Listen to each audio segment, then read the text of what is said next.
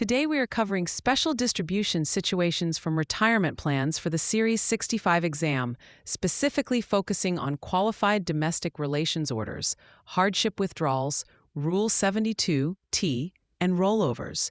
These topics are tested to ensure you understand the rules and penalties surrounding early access to retirement funds.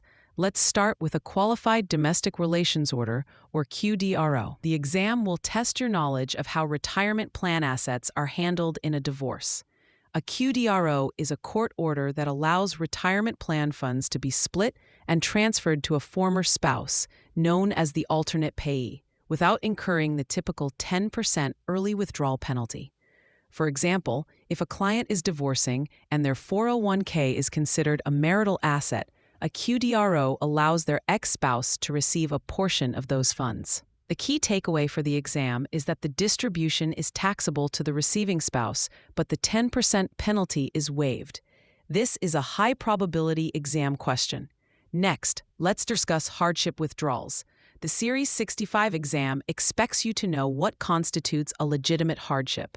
The IRS defines this as an immediate and heavy financial need. Exam questions will present scenarios, and you'll need to identify which ones qualify. Approved reasons include paying certain medical expenses, costs to purchase a principal residence, tuition and educational fees, payments to prevent eviction or foreclosure, and funeral expenses. An exam trap might be a question about buying a new car or paying off credit card debt. These do not qualify as hardships. Hardship withdrawals are subject to ordinary income tax and, if the participant is under 59.5, a 10% early withdrawal penalty. Another critical topic is Rule 72T, which allows for substantially equal periodic payments, or SEPPs. This rule lets a retirement account owner take distributions before age 59.5 without the 10% penalty. The key exam point is the duration of these payments. They must continue for at least 5 years or until the account owner reaches age 59.5, whichever is longer. For example, if someone starts taking SEPPs at age 52, they must continue them until they are 59.5. If they start at age 58, they must continue for 5 full years, until age 63. Modifying the payment schedule before this period ends will trigger retroactive penalties and interest. Finally, you must master rollover rules.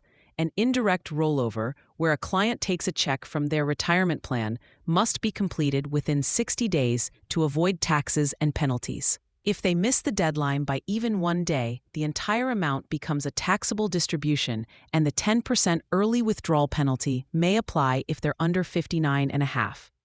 A common exam trap involves confusing indirect rollovers with direct trustee-to-trustee transfers, where the 60-day rule does not apply because the client never takes possession of the funds. Here's a mnemonic to remember the 72T duration. It's 5 or 59.5. Whichever takes longer to laugh, all the way to the bank without penalty. For free practice questions, AI-powered explanations, and more exam prep tools, visit openexamprep.com.